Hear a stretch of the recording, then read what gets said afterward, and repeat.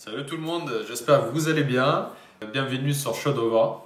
Souvent, quand on parle de cuisson sous vide, on parle de cuisson de viande, de cuisson de poisson, d'autres éléments, et on ne parle pas beaucoup de dessert. Donc, dans la vidéo d'aujourd'hui, je vais vous montrer une recette d'une tarte au citron et meringuée. Et vous allez voir que le sous vide a un vrai avantage, surtout en termes de texture. Donc, sans trop attendre, on y va.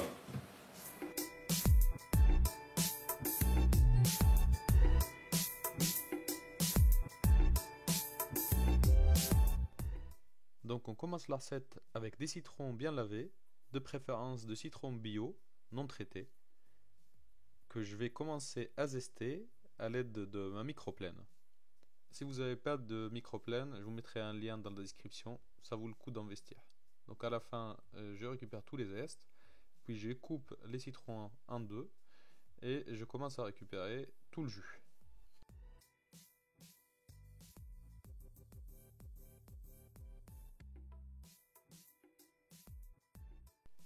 Une fois fini, je commence à clarifier les œufs. Clarifier, ça veut dire séparer les jaunes des blancs.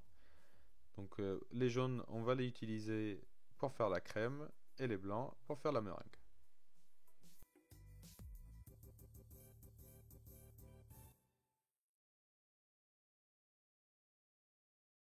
Quand j'ai terminé de tout préparer, je regroupe tous les éléments que j'ai besoin. Donc les zestes, les jaunes d'œufs, le sucre de beurre, le jus de citron, le blanc d'œuf.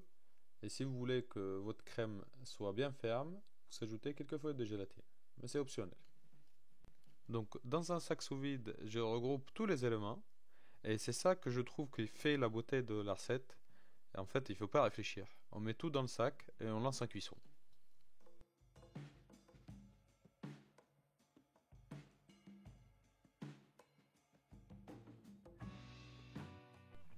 Là, je vais fermer le sac à l'aide de mon appareil Kitchen Boss.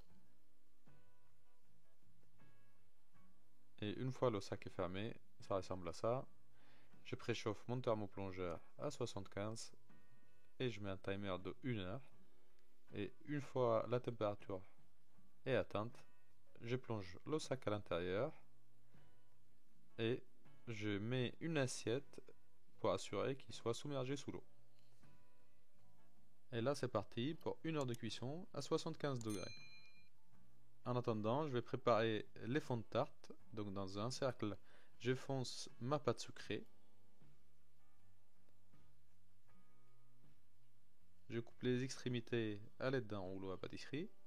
Là j'ai préparé 2 fonds de tarte. Pour la cuisson, j'ajoute des haricots pour que la pâte ne gonfle pas. Et j'enfourne le tout à 180 degrés pendant 20 à 30 minutes. À la fin, ça ressemble à ça. Et quand j'enlève les haricots, ça ressemble à ça. Je les mets de côté. Et en attendant, je sors mon sac qui a terminé de cuisson. Et là, je vais mixer le tout dans mon bol de blender. Donc je mixe bien pendant au moins 60 secondes. Et à la fin, j'aurai une crème bien lisse qui ressemble à ça.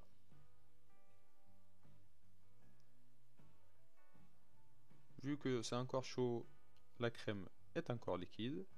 Je tape mon bol de mixeur pour enlever les bulles d'air. Et là, j'écoule directement la crème dans les fonds de tarte. Je peux également préparer des verrines pour une version sans gluten. Donc je remplis les verrines et je les mets à refroidir avec les tartes de côté. Je passe à la confection de la meringue. Donc dans une casserole, je mets du sucre avec un pot d'eau que je fais cuire jusqu'à 118 degrés. Et je vais commencer à verser le sirop sur des blancs d'œufs que je commençais à monter un peu à l'avance. Et petit à petit, je verse et je laisse les blancs monter jusqu'à arriver à une texture de bec d'oiseau. Je débarrasse la meringue dans une poche à douille et je commence à pocher sur les tartes et puis sur les verrines. Et à la fin, on passe à la partie la plus fun de la recette. Je passe le chalumeau partout sur la tarte pour bien caraméliser la meringue. Et voilà, ça ressemble à ça à la fin. Là, je vais couper la tarte en deux pour vous montrer la texture finale.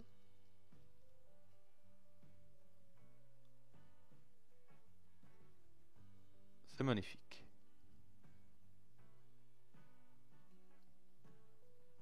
Et là, vous pouvez voir aussi la texture de la crème qui est écoulée dans la verrine. On va également demander l'avis de madame. Je pense, selon sa réaction, c'était bien bon. J'espère que cette vidéo vous a plu. N'hésitez pas à la liker si c'était le cas. Et je vous retrouve ici la semaine prochaine avec une nouvelle vidéo. Au revoir YouTube.